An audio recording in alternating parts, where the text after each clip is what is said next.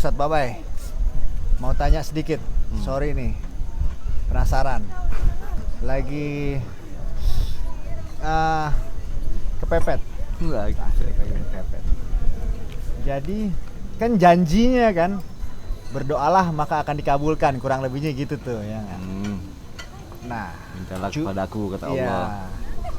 Cuman kan pasti ada waktu-waktu yang khusus, atau ada hari atau waktu atau ada amalan-amalan tambahan biar lebih diperhatikan gitu. Karena bukannya apa, kalau misalnya kelamaan nggak dikabulin atau nggak dijabah, kadang-kadang mental ngedrop juga. Bukan semangat, malah tambah stres lama-lama. Akhirnya kalau udah kadar stresnya tinggi jadi kayak kok gini sih gitu. Itu buat menghindari dan untuk supaya cepat terkabul, waktu-waktunya tambahannya itu kunciannya gimana tuh ya nggak Cian? Gini bos, kan Allah ngasih tahu bos, minta sama dia, minta sama aku, padaku pasti aku kasih. Nah, keterangan di hadisnya juga diketerangin lagi tuh. Jadi cari waktu-waktu mustajab kalau minta sama Allah, di waktu mustajab. Nah sekarang ente punya hajat, tapi ente di saat waktu-waktu yang mustajab itu enggak ada ente. Kira-kira gimana Allah?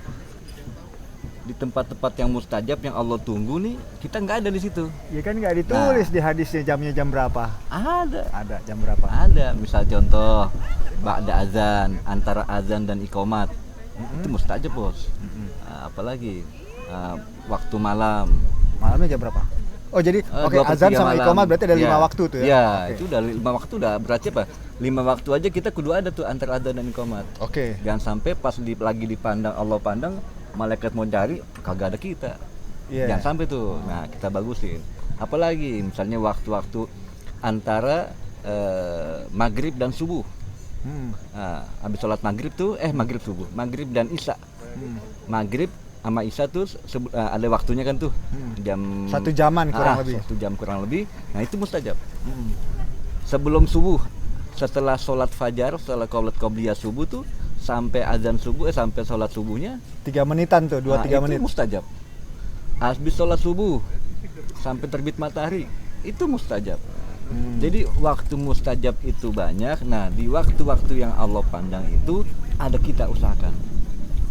Di antara azan sama qomat, maghrib sampai isya, habis gitu azan subuh sampai subuhnya, sampai sholat, sebelum sholat. Azan sampai sholat subuh. Setelah sholat subuh juga. Setelah sholat subuh sampai terbit matahari. Itu. Di antaranya itu tempat-tempat mustajab. Kalau duha sama tahajud itu di jam berapa bagusnya?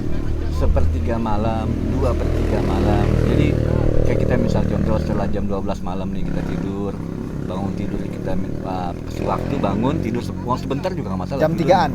Mau selewat jam 1, jam 2, jam 3 sampai masuk waktu fajar. Kalau jam 4 sampai subuh aman tuh ya? Masih dapat tuh? Masih bisa, cuma kalau bisa sebelumnya, jangan sampai kita mepet banget waktunya sama waktu subuh. Saya biasanya colongannya ini tetap dapat ya. Cuma mungkin kan kita nggak banyak ngelakuinnya. Nah, mungkin kita bisa kan kalau waktunya banyak kita bisa tahajud, bisa sholat taubat, bisa sholat hajat misalnya. Kurang lebih jam 3 ya? Cakep. Mulai dari jam 3 ya? Kalau duha? Duha dari mulai dari 1 jam setelah terbit. Terbit matahari itu udah boleh sholat duha. Tapi yang golden hour-nya nih, waktu utama menjelang zuhur itu misalnya dari jam 10 itu kita makan waktu sampai 1 jam 11 itu masih boleh. Iya, tapi itu kan ada yang bilang jam 9 lebih bagus. Boleh. Ada yang bilang yang penting ente istiqomahin pelan gitu. Iya, terus lo itu udah semua dijalanin tuh. Masih lama juga misalnya. Baik sangkanya yang bagus. Baik sangka ya. Husnudzon. Baik kalau sangka. Udah gitu ente nih contoh. Ya biasanya kan kadang-kadang kayak gitu pasti ada apa? Nggak semua kan teori nggak segampang praktek. Kita belajar buat meyakini bahwa Allah itu mendengar, Allah dengar kita, Allah tahu apa yang kita minta, Allah maha mengabulkan. Itu kita pasang di sini. Di luar waktu sangka. Itu berarti settingan mindsetnya dimainin. Yakin sama plong, jangan pakai mikir. Kalau ente udah ngasih proposal ke Allah, tunggu. Jangan ragu sama plong. Jangan pakai ragu. I see. Gitu. Ya kalau ada sedikit, nih A, I, U ya, itu yang malah Nah. kadang-kadang ngehambat ya. Kurang Makanya lebih. kita kudu kita latih dengan apa, dengan yang namanya punya keyakinan yang bagus, tambahin keyakinan terus sama Allah, prasangka bagus. Mungkin ini belum waktunya sekarang, mungkin besok dikabul, mungkin kayak gitu. Kayak gini bos, ente kalau apa tuh, kalau pernah ada mainan tuh, main apa kayak Halma, Ludo tuh bos. Nah ente kocok tuh bos, nyari angka 6 tuh biasanya tuh. Nah itu ente nggak pakai santai kan tuh, nggak pakai. Iya. Nah saat belum masuk kocok lagi, belum kocok lagi, sama doa juga gitu. Ibaratnya mikirnya gini aja, jangan mikir wah ini udah gini, ibaratnya insya Allah dari 100 pasti ada satu yang nyangkut gitu ya. Ya, iya. Atau dari 100 misalnya masih belum juga, dari 200 pasti ada satu Pasti nyangkut. ada, pasti Iya ada. nggak? Oke. Gitu. Jadi mindsetnya di situ ya. Yakin. Terus ada cirinya nggak kalau udah mau dikabulin?